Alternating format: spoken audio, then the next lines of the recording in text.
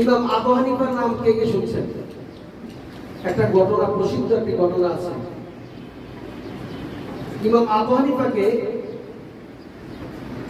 উনি যখন মাদ্রাসায় আসতেন, উনি জুতা পরে আসতেন না। একদিন ইমাম আবু হানিফার উস্তাদ ওনাকে ডাকলাম। আবু হানিফা রহমাতুল্লাহ আলাইহি নাম কি জানেন?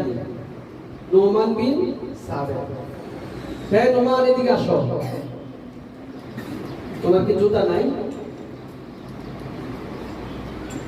যাও, আমার যে স্যান্ডেলটা আছে তোমাকে এই জুতাটা দিয়ে দিলাম। প্রতিদিন তুমি বাসা থেকে যখন আসবা এই জুতার অবস্থায় মাদ্রাসা আসবা।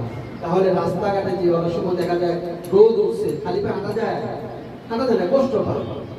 উস্তাদ মনে করছেন কি মনে হয় এই কষ্টের কারণে উস্তাদ এই চিন্তা করছেন যে ছেলেটা তো প্রত্যেকদিন মাদ্রাসা আসে, দেখ আমার স্যান্ডেলটা দিয়ে দেই, জুতাটা দিয়ে দেই, জুতাটা পরে সে কি করবে?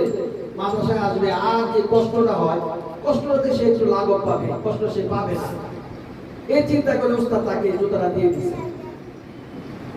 কিন্তু তার মধ্যে এরকম একটা চিন্তা আসছে ইমাম আবু হানিফা রাহমাতুল্লাহ আলাইহি, যে আমার উস্তাদের জুতা আমি পরবো, এটা উনি মানতে নারাজ। উস্তাদের পায়ের ধুলা তো একটা ছাত্রের মাথায় মারবে।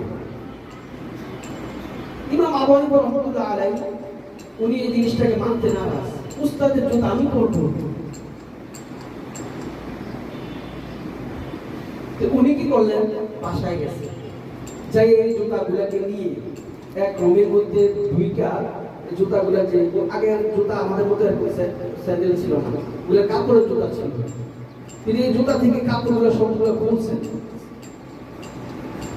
কাপড়গুলো খুইলা এটাকে সুন্দর করে সুইটা দিয়ে এরকম একটা টুপি বানাইছে।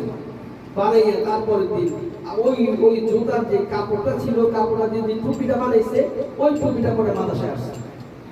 তাও ওই দিন আবার খালি পাও। উস্তাদ দেখে কি ব্যাপার নোমান, তোমার জুতা কালকে আমি দিয়ে দিলাম, জুতা পাবে আসো নাই?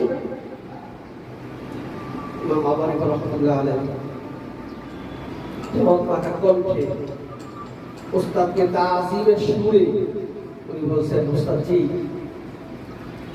আপনার জুতা আমি পরবো, আমি নোমান পরবো, এটা হতেই পারে না।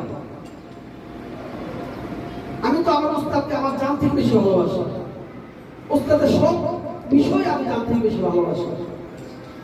তা আপনার জুতা আমি পরবো, এটা তো হতেই পারে না। আমি আপনার জুতাকে বাসায় নিয়ে কাপড়গুলি খুলে সুন্দর করে টুপি বানিয়ে এই দেখেন মাথার উপরে দিয়ে এসেছি। আল্লাহু আকবার। দেখেন উস্তাদ কতটুকু তারা